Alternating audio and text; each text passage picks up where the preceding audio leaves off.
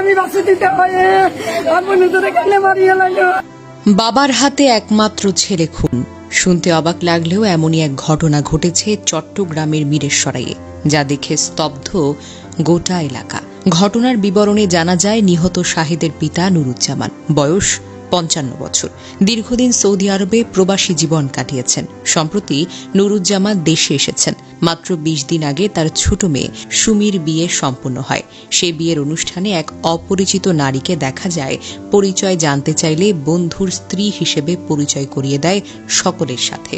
পরিবারের সদস্যরা চট্টগ্রামে ভাড়া বাসায় থাকার সুযোগে কথিত বন্ধুর স্ত্রীকে গতকাল বিয়ে করে নুরুজ্জামান নিজের গ্রামের বাড়িতে এনে বসবাস শুরু করেন। বিষয়টি জানতে পেরে নুরুজ্জামানের স্ত্রী, তার বড় বোন নূরজাহান, ছোট বোন নুরুন্নাহার, বড় মেয়ে ফারহানা, ছোট মেয়ে সুমি, একমাত্র ছেলে শাহেদকে নিয়ে প্রথমে মিরেশ্বরাই থানায় একটি লিখিত অভিযোগ নিয়ে থানায় সহযোগিতা চান। কামরুন্নাহারের অভিযোগ করে বলেন, পুলিশ সহযোগিতা চাইলেও মিরেশ্বরাই থানা পুলিশ তাদের সহযোগিতা না করে কোনো ঘটনা ঘটলে দেখবেন বলে বিদায় করে দেন।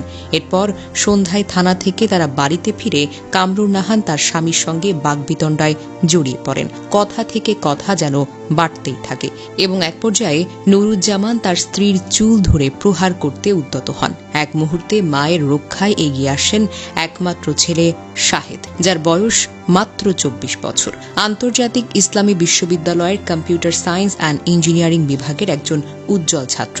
সে তার মায়ের প্রতি অগাধ ভালোবাসা থেকে বাবার সিদ্ধান্তের প্রতিবাদ করেছিল, কিন্তু এই প্রতিবাদ নুরুজ্জামানকে ক্ষিপ্ত করে তোলে। রাগের মাথায় তিনি ছুরি তুলে নেন এবং তার একমাত্র ছেলের বুকের ডান পাশে আঘাত করেন।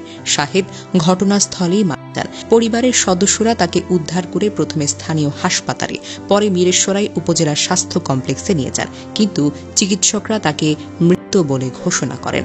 নিহত শাহিদের মা কামরুন্নাহার বেগমের কথায় ফুটে ওঠে অসীম যন্ত্রণা। তিনি বলেন, আমার স্বামী সৌদি আরবে থাকা অবস্থায় সিলেটের এক মহিলার সঙ্গে সম্পর্ক গড়ে তোলে। গতকাল তাকে বিয়ে করে বাড়িতে নিয়ে আসে। খবর পেয়ে শাহেদ শহর থেকে বাড়িতে এসে জিজ্ঞাসা করতে গেলে সাথে সাথে তার বুকে ছুরি দিয়ে আঘাত করে। এই কথাগুলো শুনলে কার না চোখটা ছলছল করে ওঠে। একটি মা তার ছেলেকে হারিয়েছেন শুধুমাত্র একটি বাবার স্বার্থপর সিদ্ধান্তের জন্য। ও হে নুরুজ্জামান, আপনাকে ধিক্কার। কিভাবে পারলেন আপনি? যে ছেলে আপনার রক্তে মাংসের অংশ, যে আপনার স্বপ্নের ধারক, তাকে নিজের হাতে শেষ করে দিলেন। এটা কোনো বাবার কাজ হতেই পারে না। এটা একটা অমানুষের কাজ। আপনার রাগ, আপনার স্বার্থ, আপনার দ্বিতীয় বিয়ের লোভ, সব মিলিয়ে আপনি একটি পরিবারকে ধ্বংস করে দিলেন। শাহেদের মা বোনেরা এখন কিভাবে বাঁচবেন বলুন তো?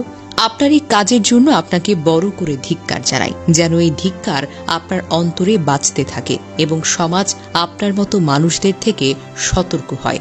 এমন বাবা হওয়ার চাইতে না হওয়াটাই বরঞ্চ ভালো।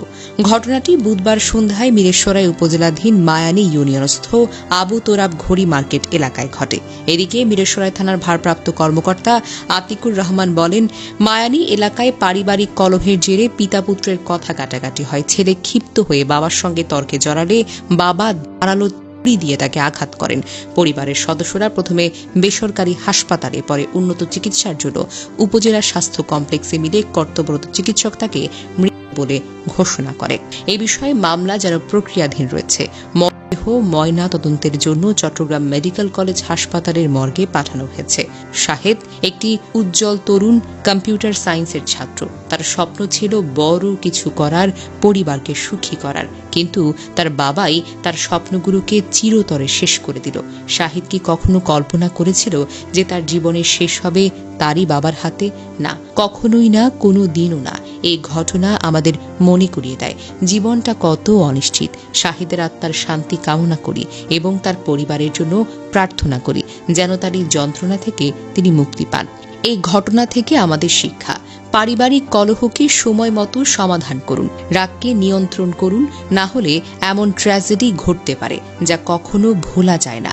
শাহিদের মতো অসংখ্য তরুণের স্বপ্ন যেন এভাবে শেষ না হয়, এটাই আমাদের সকলের প্রত্যাশা।